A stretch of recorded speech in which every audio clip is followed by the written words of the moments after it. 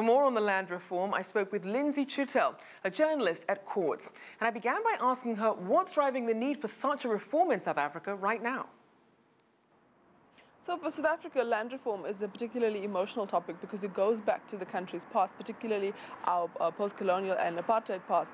And it goes back all the way to 1913 when black South Africans were forced onto just 10% of the land under what was called then the Natives Land Act. Since then we've had a series of, the apartheid government had a series of what they called removals. For example, one of the most famous is the District 6 removal, when people of mixed race were removed from the inner city of Cape Town and shoved to a township far on the outskirts of the city. So for many, it's a very emotional thing to have been taken off the land and now having the land given back. It's also a political impetus for South Africa because there's an argument, particularly among young South Africans, that change has not come fast enough. And what's happened is that the land has become sort of a flashpoint as a sign for how unequal South African society still is. Now let's look at some foreign investors, because we know that South Africa's currency, the rand, took a tumble after US President Donald Trump weighed in with his disappointment about the controversy via Twitter. So what sort of impact could Trump's tweets have, and what's the international community's reaction been to this? Well, Theresa May was in South Africa yesterday. She was in Cape Town where she met President Cyril Ramaphosa, and she said that her and the United Kingdom do support land reform, but they support it in a manner that is transparent and a manner that is legal. A more cynical argument would say that perhaps the only reason she's supporting this policy is because she's looking for post-Brexit friends for the United Kingdom, as the United Kingdom now has to negotiate trade policies country by country. But what South Africans are taking from it is that there is space to look at the process in a far more rational manner, look at it, because the Trump tweet, what that essentially did was it zeroed in on a piece of propaganda or piece of information floating around that there was some sort of white genocide happening in South Africa, and it was spurred by fears that aren't when, quite frankly, while South Africa has a high crime rate, we don't have a white genocide happening here.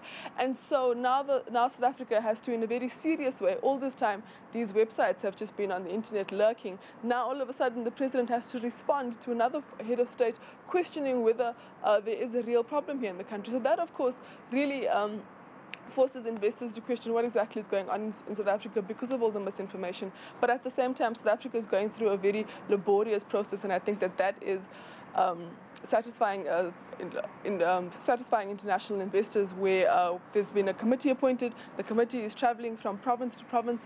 They've received tens of thousands of written submissions. They're interviewing people in town hall styles, all discussing just how to do this. Now, how can the South African government learn any lessons from Zimbabwe in terms of how they handle the situation when it comes to land grabs? I think the important takeaway from Zimbabwe is that it was very much driven by political factions. At the time, President Robert Mugabe was losing support among his ZANU-PF constituencies, and so his response then, especially among the veterans of the country's civil war, and so what he did, his response then was to say that the manner in which to take back Zimbabwe was to take back the farms. And so what you saw was, in a number of instances that got a lot of international attention, was that there were white farmers who were killed, and there were attacks and land grabs, and those land grabs were then farmers who were sent to those farms they weren't trained, they weren't necessarily even farmers. And the lesson for South Africa to learn is that this cannot be just a response to maintaining political factions. It has to happen slowly, and it has to happen legally, frankly, to agree with Theresa May. And then secondly, that in the event that land is redistributed, and the manner in which it's distributed, it must be redistributed to people who can actually ensure that the land is economically viable. And that's something that President Cyril Ramaphosa has said from the get-go. Just quickly, what's being done to ensure that the end goal of social justice is being met and doesn't, in fact, perhaps leave the land empty or fall to some political favors? So that's the tricky thing about this process.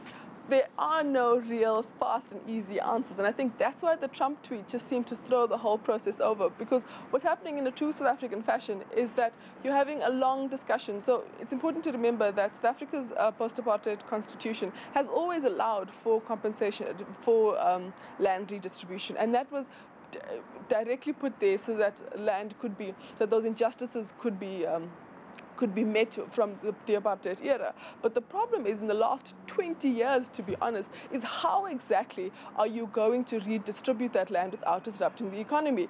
There's much criticism against the ANC that they sat on this policy for 20 years. Legally, it seems like a sound policy, but they've never explored how to implement it until a radical left party came and sort of lit a fire under them. So now they actually have to come to grips with it. And I think that's where the issue is, that there is no real process yet, as far as we can understand, about what exactly is going on.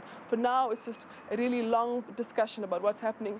The committee that's been appointed to discuss this is supposed to report back to Parliament tomorrow, actually. So we hear what they have to say about what the next steps are.